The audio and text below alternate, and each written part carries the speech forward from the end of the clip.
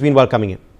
The Supreme Court has directed the Greater Noida Industrial Development Authority to cooperate with home buyers in reviving an abandoned housing project. The court has instructed the authority to provide details of the demand it would have raised if the original builder had completed the project. This information will help determine the proportional charges for each home buyer based on the size of their flats. The abandoned project was initiated by the Cooperative Housing Society in 2004. The society allegedly connived with the financial institutions to scam home buyers, failing to pay lease dues to the authority despite collecting money from them. Home buyers have even taken loans from respondent banks to purchase flats offered by the society. This, of course, is the big update coming in this hour. News, of course, on action now that is being taken after the Supreme Court directed the Greater Noida Industrial Development Authority to cooperate with home buyers in reviving an abandoned housing project.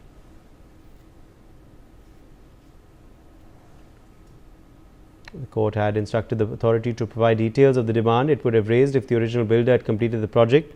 This information, of course, will help determine the proportional charges for each home buyer based on their size of the flats.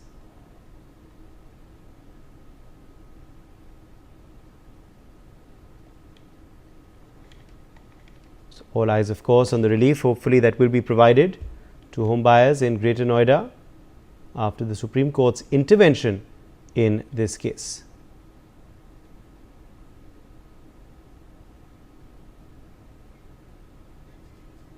Mahendra Mai is joining us live for more details on this story. Mahendra, it seems that there is relief coming soon for home buyers in Greater Noida. बिल्कुल देखिए, अगर home buyers की बात करें तो पिछले 2 दशकों से लगातार, चाहे नोएडा की बात करें, ग्रेटर नोएडा की बात करें या यमुना एक्सप्रेसवे की बात करें, यहाँ पर जो बायर्स है काफी परेशान रहते हैं बिल्डर के टॉर्चर से।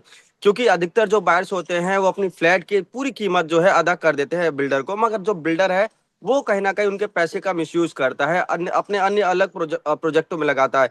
हाल फिलहाल में ही हमने देखा किस तरीके से यूपी सरकार ने भी काफी जब एक्शन कहा कि सारे जितने बायर्स है वो लाखों बायर्स है, उनकी रजिस्ट्री होनी चाहिए, उसके बावजूद भी जो अधिकारी हैं वो अपने दफ्तर से बाहर नहीं निकलते और मामले को गंभीरता से नहीं लेते। मगर अब जब सुप्रीम कोर्ट का भी इसमें इंटरफेरेंस हुआ है और सुप्रीम कोर्ट ने कहा कि देखिए, जो बिल्डर बायर्स के साथ धोखाधड़ी कर रहे हैं उनको आप ढूंढिए, क्योंकि नोएडा, ग्रेटर नोएडा में अधिकतर जो बिल्डर है वो बिल्कुल गायब है। अगर आप उन्हें ढूंढने जाओ तो उनके बाउंसर आपको मिलेंगे, आपके साथ बदतमीजी करेंगे, अगर आप ज्यादा उनसे कहासुनी करते तो आपके साथ वो मारपीट भी करते। ये स्थिति नोएडा और ग्रेटर नोएडा में हो चुकी है। मगर जिस तरीके से कुछ जो समितियां होती हैं, कुछ लोग होते हैं, सोसाइटी के मेंबर होते हैं, अगर वो चाहे अपने जो सोसाइटी है उसमें कुछ काम करा ले या उसको एक अच्छा आकार रूप दे ले, तो वहां भी जो ग्रेटर नोएडा है वो बिल्कुल उनको सहयोग नहीं करता, जो उनके अधिकारी है बिल्कुल सहयोग नहीं करते। तो ऐसे में कहीं ना कहीं सुप्रीम कोर्ट से 1 सप्ताह की जो है ग्रेटर नोएडा प्राधिकरण के जो अधिवक्ता है उन्होंने मोहलत मांगी, उनके जवाब के लिए मोहलत मांगी है। उसके बाद